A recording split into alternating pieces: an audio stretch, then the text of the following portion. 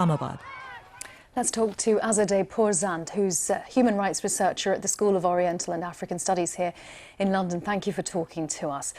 I wonder, we've seen those videos where gunfire can be heard. How worried are you at the amount of force the authorities seem to be using? Is that increasing, do you think? Yes, thank you for having me.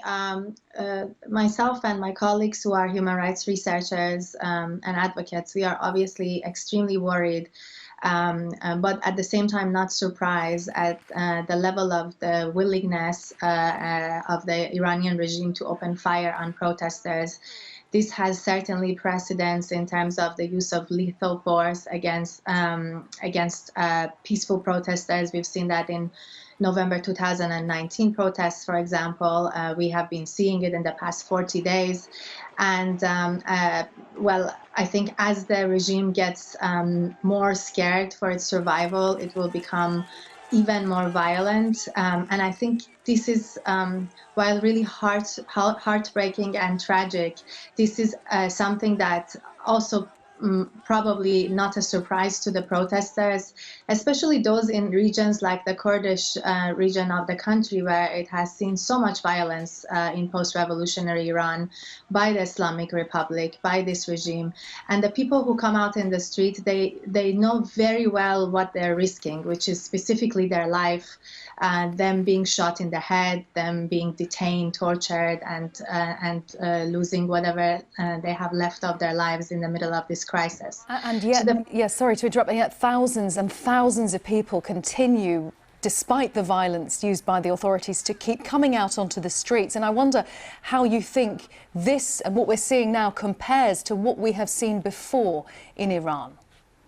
I think that a myriad of crises in Iran, including political legitimacy for years, the economic crisis that has been worsening, the environmental crisis rooted in the corruption and the mismanagement, isolation from the world that the Islamic Republic has done nothing to alleviate, and the lack of accountability for years of atrocity, together basically created a ticking bomb for the people who, especially the young people, the women, the other marginalized groups who see no hope in life as is in this status quo.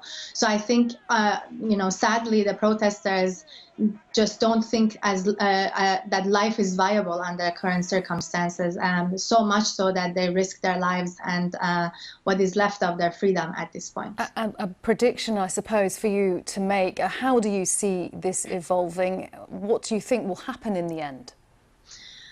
Well, it seems that, currently, I follow those who, for example, social movements theorists who are following Iran and others, seem to be saying that this movement has transcended itself as a protest movement onto the early stages of a revolutionary process.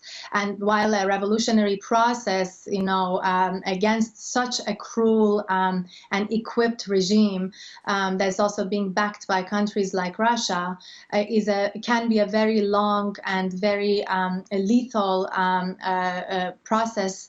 It's nothing to be stopped. I don't think the Islamic Republic, the Iranian regime, can bring back Iran to September 15th, 2022, no matter how much they kill and no matter how hard they try. Azadeh Pourzand from SOAS here in London, thank you very much for talking to us. Stay with us on Outside Source. Still to come, Australia's football team's the first national team to openly criticise Qatar's human rights record. 24 days till the World Cup.